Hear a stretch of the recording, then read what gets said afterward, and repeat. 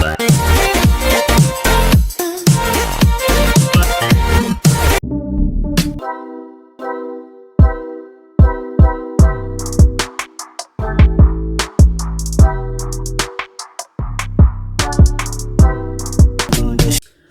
up, you guys? Welcome back to my YouTube channel. My name is Peaceful Tulinyati. Thank you so much for tuning in. Thank you for watching. If you are a returning subscriber, thank you for coming back. If you are new to the channel, welcome. Thank you for watching. If you haven't subscribed to the channel, please do subscribe. Don't forget to turn on your post notification so you get notified every time I post a video. Thank you so much once again for watching. So today's video is gonna be about a smiley piercing. As mentioned on my last video, I do have a smiley piercing, and I'm not sure if you guys can see it on the video, but I have a smiley piercing. Hence, today's video is going to be about the piercing. So I will be letting you guys in the world of a smiley piercing, and actually I'll be letting you guys know on the 7 most common things that you actually need to know before you can decide that you really want to get the piercing. It's just basic things that one needs to be aware of before you can actually decide that you're going to get the piercing. So let's get to the video.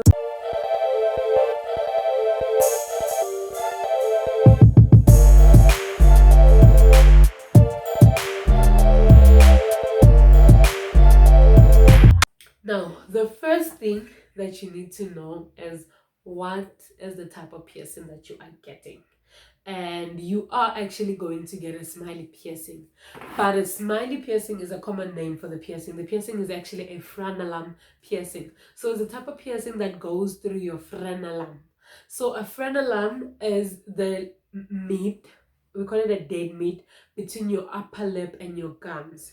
So that's the part of your lip that gets pierced, and that's where the ring for the smiley piercing is actually going to hang. So it's not really that scary, but it is a little bit scary shnyana, because when you have to explain it to someone that which part of your lip is getting pierced, people don't really understand, and some find it like, ew, what would, yeah. So a frenulum is the part of your body that is actually getting pierced, and yep, so you should be aware of that first. And the second thing that you need to know is that not everyone can get the piercing. Right, for you to be able to know if you can actually get the piercing, you need to consult with your piercer and actually get a consultation to check if you can really get the piercing, because there are some people who don't really have much space between their upper lip and their gums, and their dead meat between like their lips is not that big, or it's unstretchable. So this type of people cannot get the piercing. So you first need to consult with the piercer if you can actually get the piercing. So remember, not everyone can get the piercing. Third thing we need to know are the risks that are associated with the piercing. Now, you need to be very careful when you decide that you want to get the piercing.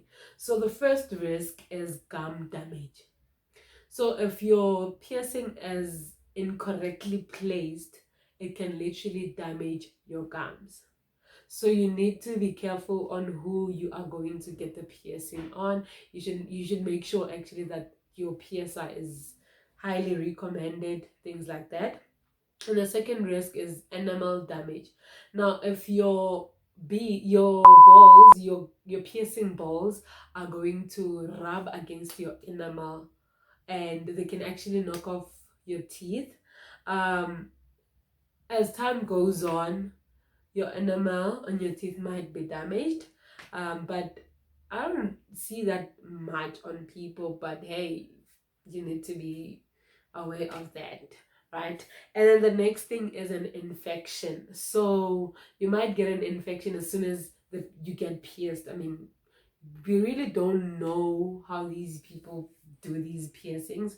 Hence, I'm saying you need to choose a piercer that is highly recommended and one that doesn't repeat needles on people, and that way the risks of you getting an infection are a bit lower. And another risk is that your body might reject the piercing. Now, your body is a natural breeding source, so it might see the piercing as an intruder, and therefore it might build up stuff. And then it's like your body might come up with stories so that you can remove the piercing like that. So you need to be aware of the risks that are associated with the piercing before you can actually decide whether you are getting a piercing. Ooh, it's a ratadilo. And the fourth thing you need to know is that the piercing is actually going to hurt, but it's not going to hurt. No, it's gonna hurt that there's actually a needle going through your frenulum only, and that's like it's not really that much. But some people, it can take up to a week for you to get used to the hurt and everything. But it's not really that painful, but it's going to hurt. So yes, it is going to hurt. Getting the piercing is actually painful. So yeah, you need to be brave for that. It's not for the faint-hearted. And the fifth thing that you need to know is that it takes about 3 to 4 weeks for the piercing to heal.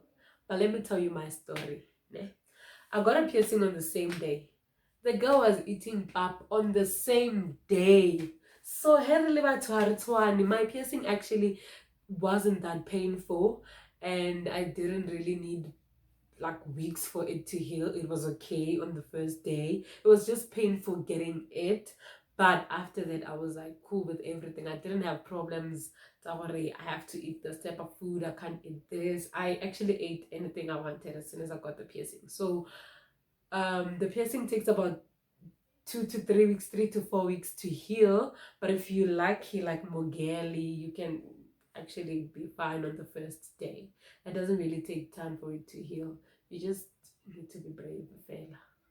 And then it's sharp, man. You know piercing fella. So number 6, the sixth thing you need to know is the type of jewelry used on the piercing. Right, so most piercers, the price actually includes the jewelry, so you don't have to bring your own jewelry. And I think the jewelry that piercers use is the one that's mostly recommended. So I would suggest that you go to a piercer that says they use their own jewelry instead of you having to come with your own jewelry. Because when I would say next piercing, we are kind of thank you.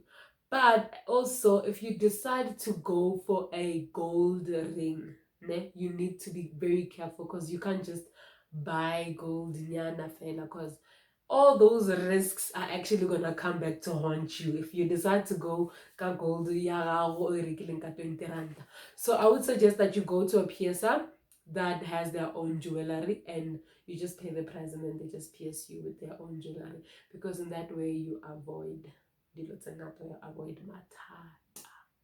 And the last thing you guys need to know about the piercing is how much is the piercing.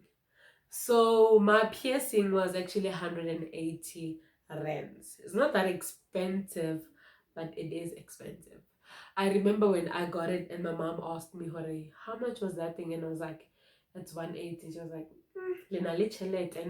so I guess it's a bit expensive, but the piercing was actually 180 rands, and I got my piercing, got more piercings, go Bramfontein. I will try and actually write his Instagram handle down below in case you guys want to go get your piercings from the dude. He is highly recommended, so I suggest maybe if you like a piercing, you can link up with him and go get your piercings done there. And that's where I'm actually gonna get my tragus piercing from. So I recommend the dude. The dude is good, and so go get your piercings there. Only 180 rands. It's not that expensive. That's it for today's video. Thank you so much for watching. Thank you for subscribing. Thank you for tuning in. If you haven't subscribed to the channel, please do subscribe. Don't forget to turn on your post notifications so you get notified every time I post a video. Please do follow me on Instagram at peaceful_nyati. Thank you so much once again for watching, you guys. You are much appreciated. See you guys in the next flippin' video.